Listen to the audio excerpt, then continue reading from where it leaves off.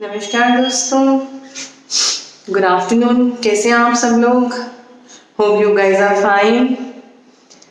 मेरी second vaccination के बाद थोड़ी सी मेरी तबीयत ढीली हो गई। I don't know for what good reason, but maybe तो चलिए अपना टॉपिक आगे बढ़ाते हैं।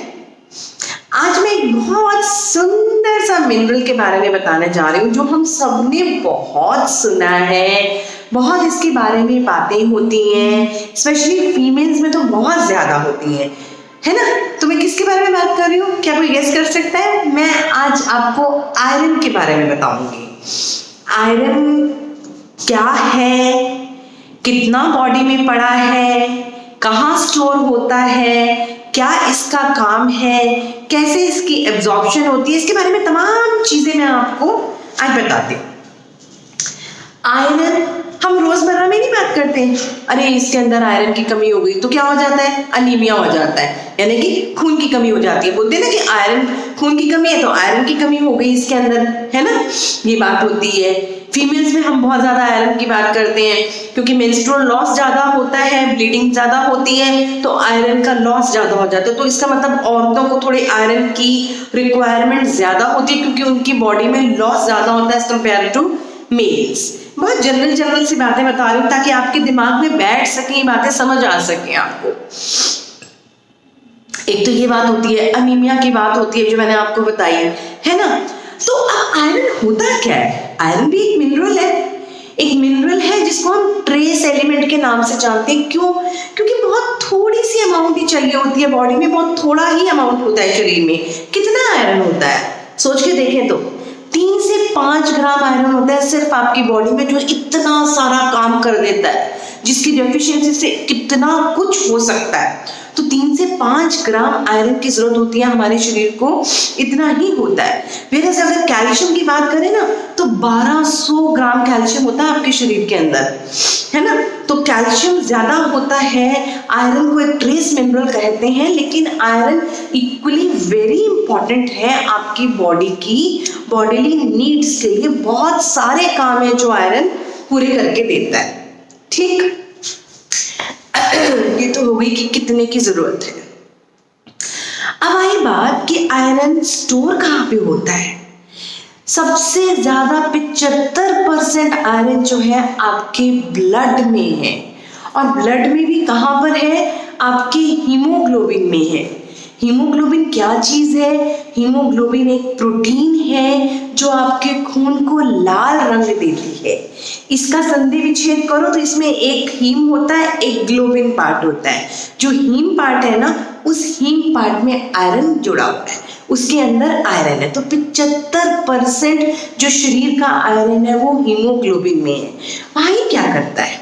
करता क्या है हीमोग्लोबिन का? क्या काम है? हीमोग्लोबिन आपके ऑक्सीजन को आपके शरीर में ले जाती है लंग्स से, कार्बन डाइऑक्साइड को आपके शरीर के बाकी सारे अंगों से लेकर लंग्स में ले आती है, और लंग्स में लाने के बाद वो कार्बन डाइऑक्साइड एक्सेल हो जाता है। हीमोग्लोबिन ये करती है आयरन के थ्रू। आयरन होता है हीमोग्लोबिन के अंदर, ये जाके शरीर में ऑक्सीजन डिस्ट्रीब्यूट करता है सारे ऑर्गन्स को। सारे ऑर्गन्स का जो मेटाबॉलिक वेस्ट होता है, सारे सेल्स और टिश्यूज का जो मेटाबॉलिक वेस्ट होता है, वो क्या होता है? वो कार्बन डाइऑक्साइड है। Carbon dioxide is a metabolic waste which need to be removed from the body. तो कार्बन डाइऑक्साइड को उठा के ये लंग्स में ले आया, और लंग्स में से वो हम एक्सेल कर देते हैं। तो कितना इंपॉर्टेंट फंक्शन हो गया इसका आयरन का अलॉन्ग विद हीमोग्लोबिन, ठीक है। तो 75% कहाँ पे हुई? 75% खून में है। बाकी 5% जो आयरन है ये आपके मसल्स में है। मसल्स में ये किस फॉर्म में पड़ी है? मायोग्लोबिन के फॉर्म में पड़ी है। अब मसल्स में ये क्या करती है?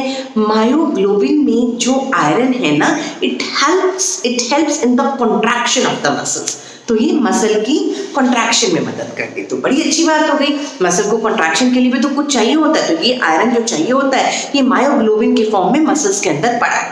अब तीसरी इंपॉर्टेंट चीज जो है, जो आयरन है ना, it helps in the oxidation of carbohydrates, proteins and fats, that is it helps in the metabolism of the macronutrients.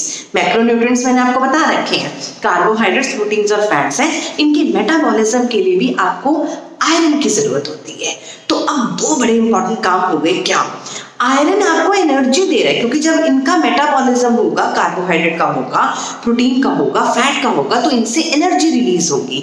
ये जो एनर्जी है, इसी से तो हम अपने सारी दुनिया पूरे दिन के जो काम करते हैं, कुछ भी आप फिजिकल एक्टिविटी, मैं अभी बोल भी रही हूँ तो मुझे I need some kind of energy.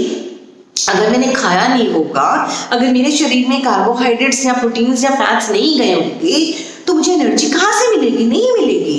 तो एनर्जी प्रोवाइडर है ये आयरन। आयरन आपको एनर्जी प्रोवाइड कर रहा है, ऑक्सीजन प्रोवाइडर है ये iron along with the blood. खून के साथ जाके ये आपके शरीर को ऑक्सीजन दे रहा है, आपको एनर्जी दे रहा है। इसीलिए कोई भी काम करने के लिए you need to have energy, and for energy you need to have iron. तो आयरन कितना क्रूशियल रोल प्ले कर रहा है।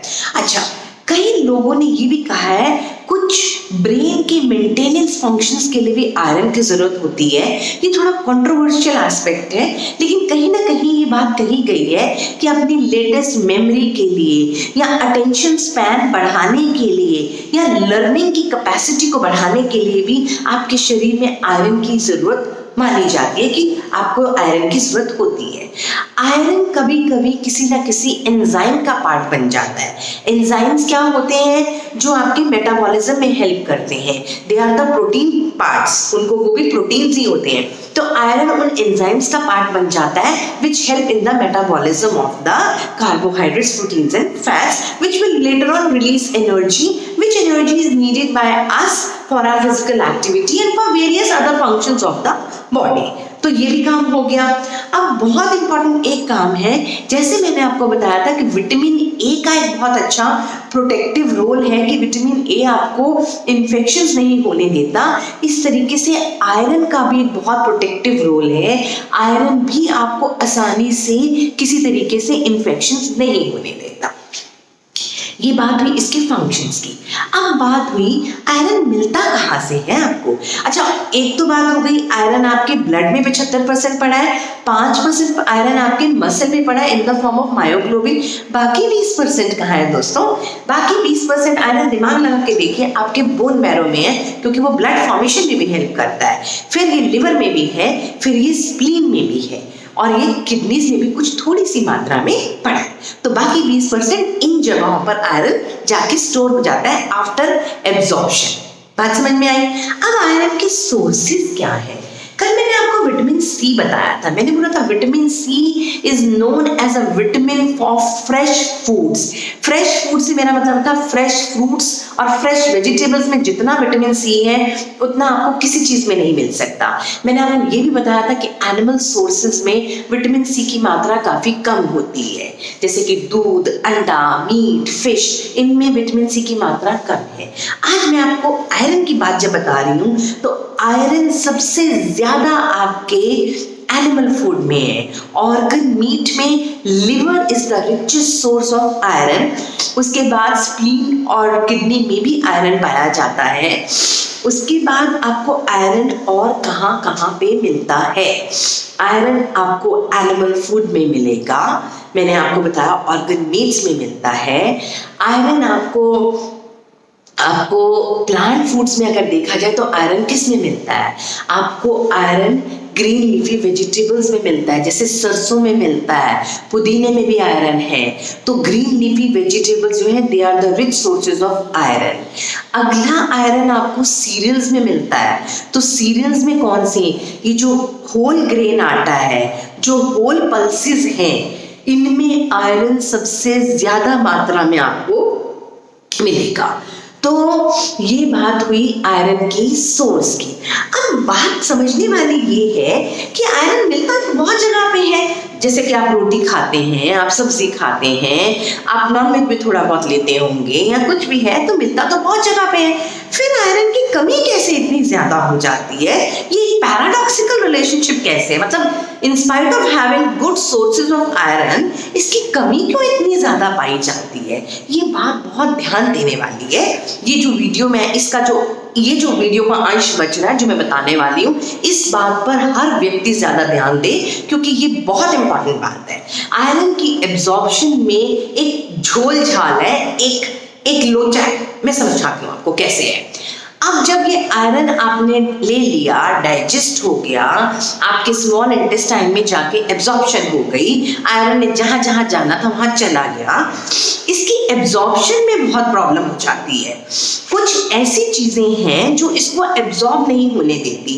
प्लांट फूड में स्पेशली आयरन जो आपने एनिमल फूड से लिया है उसकी एब्जॉर्प्शन बहुत अच्छी होती है, लेकिन जो प्लांट फूड से आयरन लिया है, सीरियल से आयरन लिया है या पल्सेस से आयरन जो आप लेते हो, उसकी एब्जॉर्प्शन में एक परेशानी होती है। ये सीरियल्स और पल्सेस में एक इनहिबिटर नाम की चीज होती है। ग्रीन लीफी वेजिटेबल्स में और सीरियल्स में ग्रीन लीफी वेजिटेबल्स और सीरियल्स में ये इनहिबिटर्स नाम की चीज होती है जो उनमें पड़े हुए आयरन के साथ बाइंड कर देती है और आयरन को एब्जॉर्ब नहीं होने देती। इनको कहते हैं इनहिबिटर्स।